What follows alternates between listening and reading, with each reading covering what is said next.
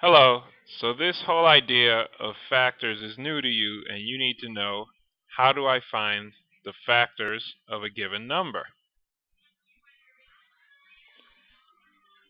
Here's an example. Let's find all of the factors of the number 12. The first thing you're going to want to do is list all the numbers from 1 to 12, which is the number you're trying to find all of the factors for, like this.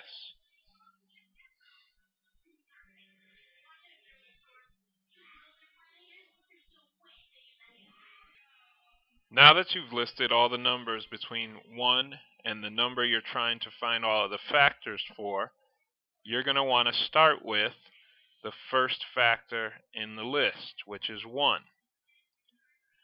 1 is always going to be the first factor for any number you are trying to find the factors for. And it will go with or be paired up with the last number on your list. In this example, 1 is paired up with 12. So that means that 1 and 12 are your first two factors that you have found for the number 12. In any other example, whenever you're trying to find a factor, 1 and whatever the number you're working with will always be your first two factors.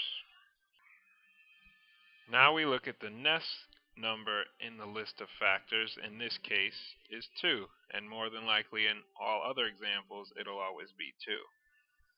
To figure out if 2 is a factor of your number, in this case if it's a factor of 12, what you're going to need to do is divide 2 into 12, like this.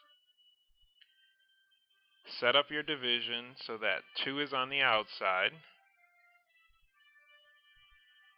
12 is on the inside, and to figure out if it's a factor, whatever number you come up with as your answer,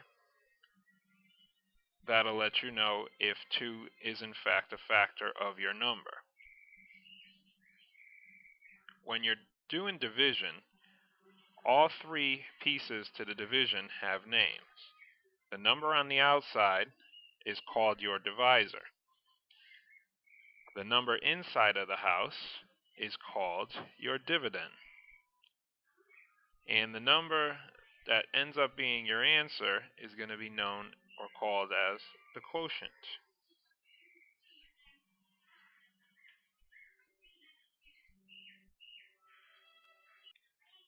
Let's continue on and find out if 2 is in fact a factor of 12. If you haven't memorized your times tables yet, the first thing you'll need to do is make yourself a list on your scrap paper counting by 2's. What I mean by that is you count 2, the next one would be 4, plus 2 would be 6, plus 2 would be 8, and you keep going until you reach the number that is your dividend in the example. If you make this list and you never reach the number that's your dividend, you go past it without ever getting to it, then that means that number is not a factor of your dividend.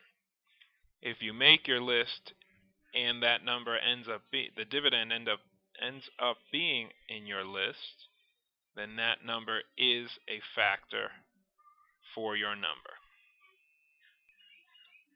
In this case, I did end up with a 12 in my list when I counted by 2's. So 2 is a factor of 12, and I have to figure out how many 2's it took to get to 12. So if I count the numbers in my list, 1, 2, 3, 4, 5, 6, it took me 6 2's to get to 12. So I'm going to take the number 6 and I'm going to put it in my quotient. Now your rules of division say whatever number you put in the quotient, you multiply it by the divisor. So 6 times 2 equals 12. That 6 times 2, the answer for that, I am going to put directly underneath the quotient, the dividend, underneath the dividend, 12, and it's going to look like this. then I'm going to subtract that number 12 or whatever number you're working with, the product you get here, you're going to subtract from the dividend. If you get a remainder of 0, that tells you that the divisor is a factor of your number you're looking for to factors.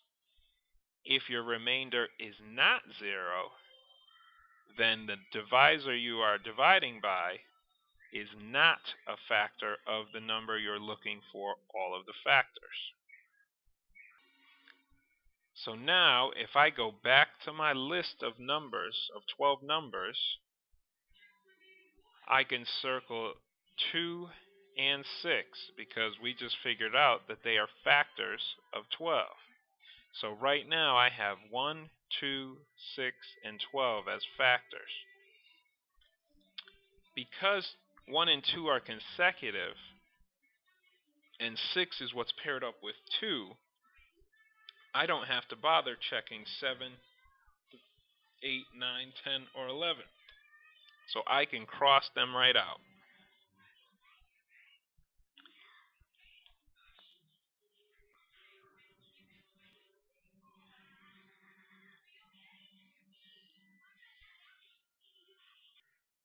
As I was saying, you could cross out the numbers 7 through 11 because they will not be factors of 12. Because of this, it just made your workload a lot easier. So now you only have to check the numbers that are left between the last two factors that you found. So in this example, I only have left to check 3, 4, and 5. When I go ahead and check 3, I find out that 3 is in fact a factor, and I multiply it by 4 to get to 12.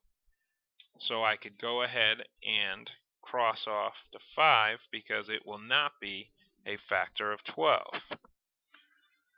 So if I look at my list, I don't have any more numbers to choose from. So I am done and I have found all of the factors of 12. And you end up with 6 factors for the number 12. And those factors are 1, 2, 3, 4, 6, and 12.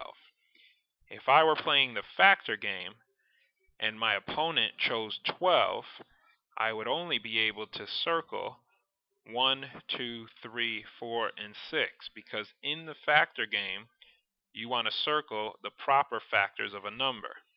And just to remind you, proper factors do not include the number itself.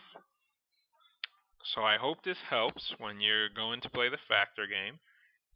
If you need to watch this over again, I invite you to do so to help you play the factor game. Good luck and goodbye.